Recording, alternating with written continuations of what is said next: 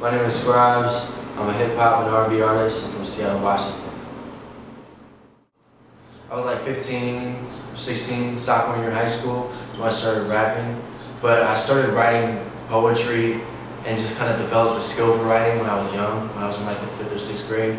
So by the time I got into sophomore year, it kind of made sense. I always kind of like imagined myself being a rapper, but I never thought I was going to be a rapper because I was white and I grew up on pre-Eminem hip-hop, and there wasn't really like a place for somebody like me in rap music. And I'm not saying that there should be or whatever, I'm saying that was the way it was.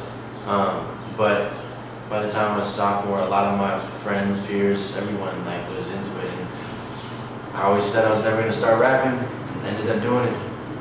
I cut an album, recorded an album with some of my friends in high school when I was 16. By the time junior year came around and we finished it up, I was just decided this is what I want to do with my life. So what was I trying to do with what was lost? What are my thoughts on it? Like after it's finished? I didn't overanalyze what was lost. Like Sleepwalk, everything was very black and white. It was like, this is my political stance on this. This is how I feel about this situation and this social change, and fuck this person, and this person's a bad person, this person's a good person. You know, this is what I want it to sound like.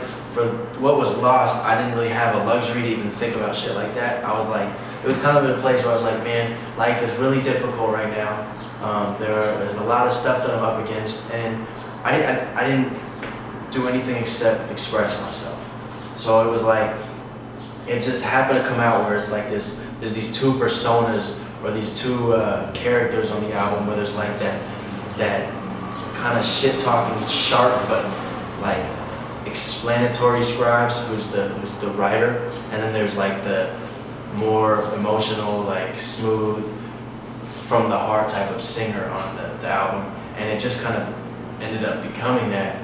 But I didn't. There was no part of what was lost that I ever overanalyzed. It was just, I didn't think about being politically correct at all. I didn't, whatever. It just was like, it came from what I was living, and it was kind of like, if you can't feel that, then fuck you.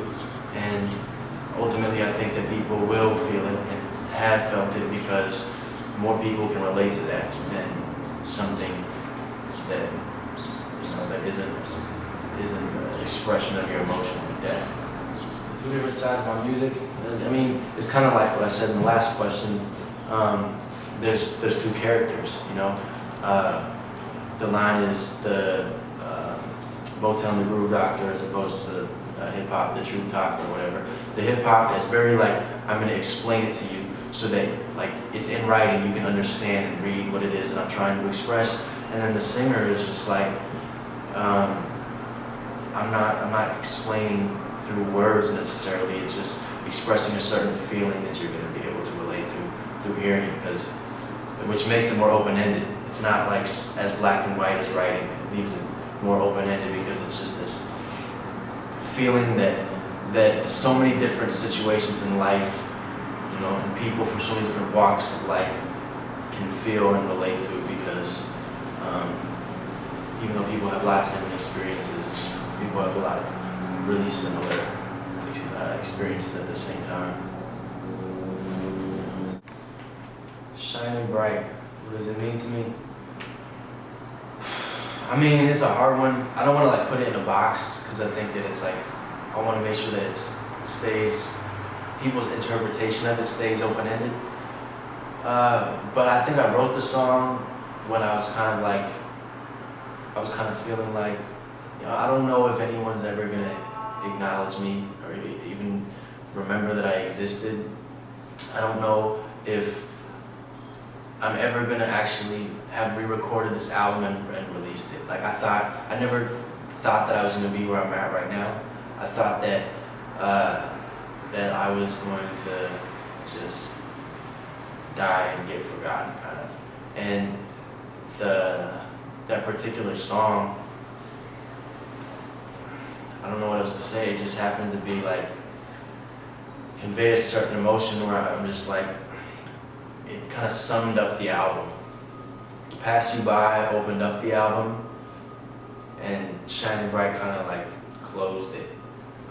And I didn't want it to be like negative or depressing, because I wanted to make sure, like, when I talk at the end, that people realize like that I'm not sad or depressed about where I'm at, but just that I've been through a lot and I've had to come to grips with the fact that, you know, maybe things aren't going to go the way that I planned or wanted them to. But it turns out the album did really well, and you know, I didn't think that was going to happen. Who am I making music for? I make music first and foremost, I mean, for me and for people. There's like this weird relationship between the people who consume your music and myself. Like, I really don't give a fuck about establishments, no matter what they represent. If they represent something I like or dislike, I don't make it for them.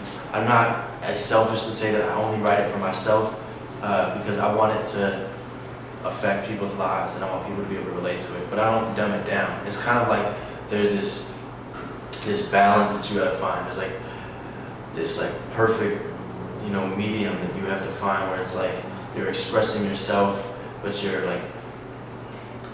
being an individual and expressing your individuality, but at the same time you're expressing the part of you that is the same as everybody else, because people will be able to relate to both. It's like you express the part of you that connects you to everybody else, that it makes you a part of the crowd, which makes you a person of the people, which makes your music first and foremost for the people.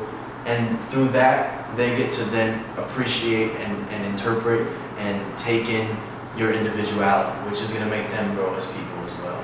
I'm not here to preach to people. I'm not here to tell people the way they should live their life and to say that, yo, I'm all about the people or this or that like that. But like at the end of the day, like I want this to be that certain connection between me and the consumer, because it's for myself and it's for the people, you know. So what role does the struggle play in the music, kind of? I mean, it's funny, like when things aren't hard, I kind of forget why I'm rapping. And there's people like Lense, I remember saying something like, he's been writing for a long time, and he recalls that just about every time he's written something great is when he's depressed. And I wouldn't say that that's the case for me, because depression definitely kills my motivation. I'm not a dude who like thrives on depression, but there's a certain type of energy that exists when you're struggling that it gives you content for sure, you know. And it's been a huge part of creating what was lost. But it's not, when you're struggling though, you're actually struggling, and that's the thing, is you never know if you're gonna ever like make it to a better place or like see the brighter day in the morning. Like you just don't know. So do people stop me in the street and recognize me? I mean, yeah, but fucking but I feel like it's taken me so long and it's been so hard to like get here that I don't feel like I ever had like the luxury to get big-headed about it, you know? Certain people recognize me from certain groups and cliques or demographics, and other people don't. There's definitely people who like show love, and I've gotten used to going to parties and have people cater to you, kind of. But like, I feel like it's taken there's been like so much blood, sweat, and tears involved in this shit that like, by the time I even got that love, I wasn't able to like let my head swell up. It's just, you know. Yo, this is Scribes. If you want to download my latest album, What Was Lost, go to www.scribesmusic.com.